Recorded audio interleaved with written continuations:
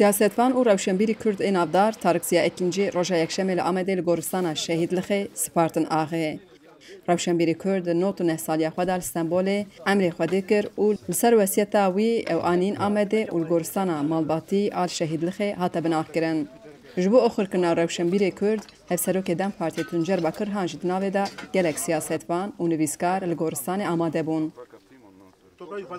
Di gotarên xatirxwestinê de behsa jiyana Ekincî a bi teje tekoşîn û xizmeta wî a ji bo gelê Kurd hate kirin.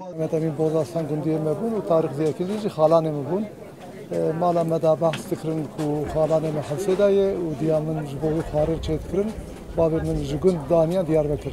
Cî kêfxweşiyê ku yekî ke efasa Emerêkê dirêj kir û bû hevalbendê sê nifşan. Mesela yek jê nifşa ewil wata İstanbul'da bûn Dicle Talebe Cemiyetî da hevalê Faik Bucaq û Ökê Musa Anterê.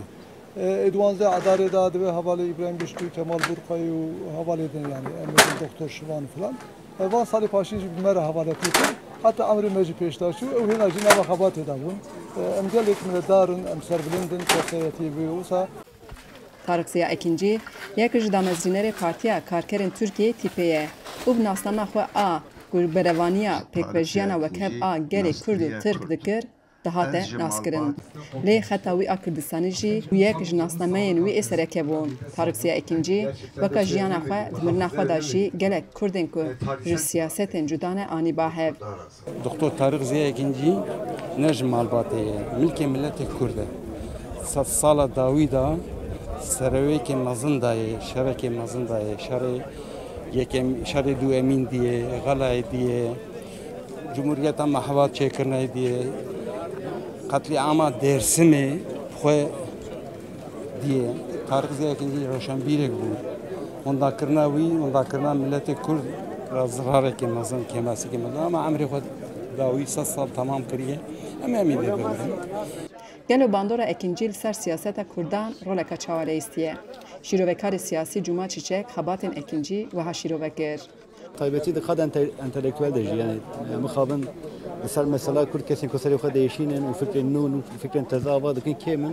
Ama mesela Tarîk yek ciwan bû û taybetî ser mesela Çînê de yani di mesela nevekeviyê de hewlê de pirek ava bike di nav sosyalîstên Tirkan û ez bêjim çepkirên Kurdan de. û xwe jî di mesela Kurdan de ne tenê wek meseleke neteweyî li meselê mêze nedikir.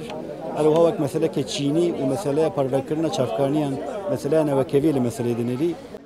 Hêjayê gotinê ku hikûmeta Herêma Kurdistanê jî peyama sersaxiyê ji bo malbata Ekincî şand û serokê wexwe İsmaîl Beşîkçî İbrahîm Gürbüz peyamê li goristanê xwende. Şîna Tarîk Ekincî wê sê roj li Amedê li mala şînê a li ciyan bidome. Xecican Farqîn, Dengê Amerîka, Amed.